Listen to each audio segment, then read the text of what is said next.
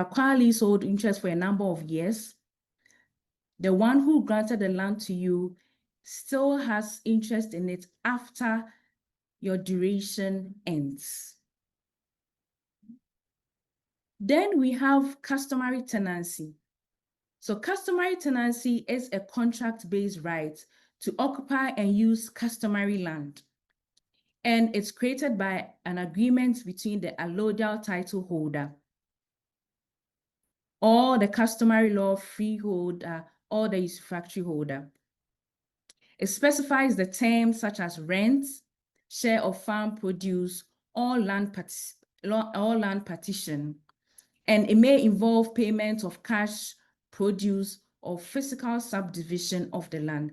So this was what used to be done where there's an agreement between the allodial title and another person, or between the customary law freeholder or the usufructuary holder and a person that is farming on the land or renting the land, and they pay with rent, with farm produce, or with a land partition.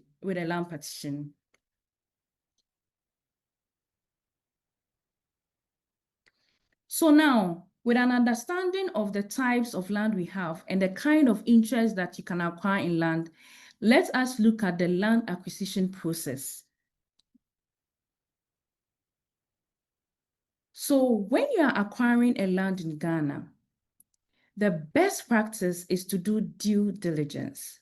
Due diligence is very, very important in land acquisition.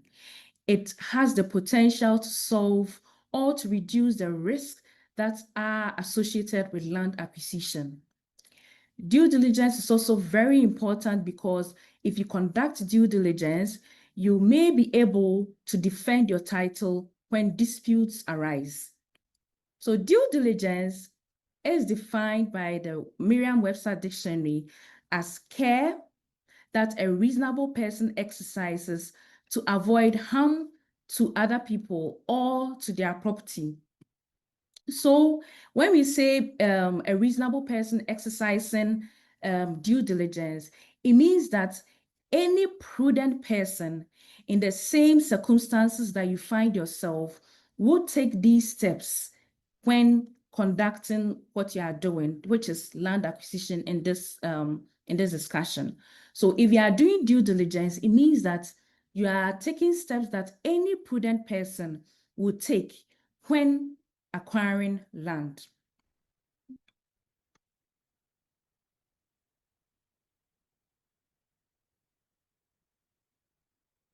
So now, why do you even need to conduct due diligence? First of all, with our previous explanation of the types of land and the kind of interest you can acquire in land, it is clear that the land tenure system in Ghana is not simple. It's quite complex because it comprises of so many types of land and different interests. So when you conduct due diligence, you are able to determine the kind of land you are acquiring and the kind of interest you are acquiring so that you can avoid any confusion or disputes later on. Also, disputes concerning survey and boundaries in Ghana are very, very common. They are very common. And so when you do due diligence, you are able to clarify boundary disputes if there are any, and also be very certain of the boundaries that you are acquiring as a purchaser. Another importance of due diligence is legal compliance. Due diligence ensures that you comply with the laws and regulations that govern land transactions. In Ghana, we have certain laws and regulations that you have to go through when you're acquiring a land. So when you do due diligence, you have the high likelihood of being able to comply with all these laws and regulations. Also, environmental and planning considerations. We have environmental regulations and town planning laws that must be considered when you're acquiring your land for development. In due diligence, you'll be able to determine these laws and comply with them. Another importance of due diligence is financial assessment. Due diligence will help you to ensure that the agreed purchase price that you are paying for your land aligns with comparable sales or the market sales. It also helps you to cover ground rents or customary levies that has to be paid in respect of the land. When you're also doing due diligence, you'll be able to determine whether there are any registered encumbrances such as mortgages and liens that are associated with the land you are buying. All these things helps with financial assessment to make sure that whatever money that you are giving to your vendor or your seller is the actual amount for the kind of land you are buying. Now, we have illegal and fraudulent land transactions in Ghana. I believe most of us have heard or may have encountered these kind of issues. So when you do due diligence, it helps you to be able to know that the individual who is selling the land to you has the proper title or authority to sell the land.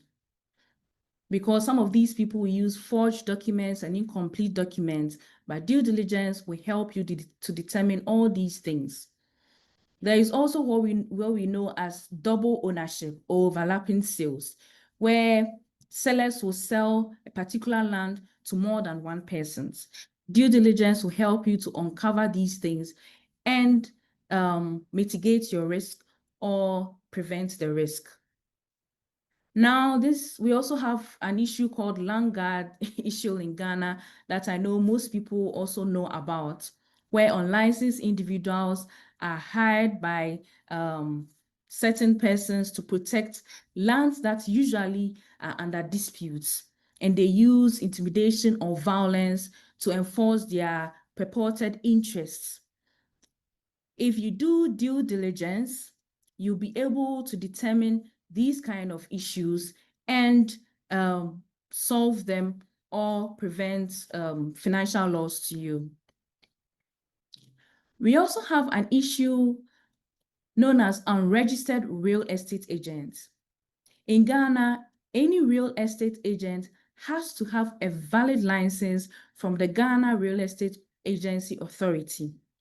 But we have some real estate agents that are operating without license and perpetrating fraud and other activities that are not licensed. So when you conduct due diligence, you are able to find out whether the real estate agent you are dealing with is actually licensed.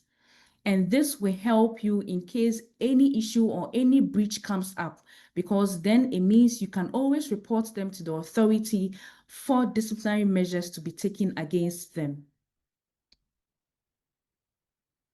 So now let's look at the due diligence process.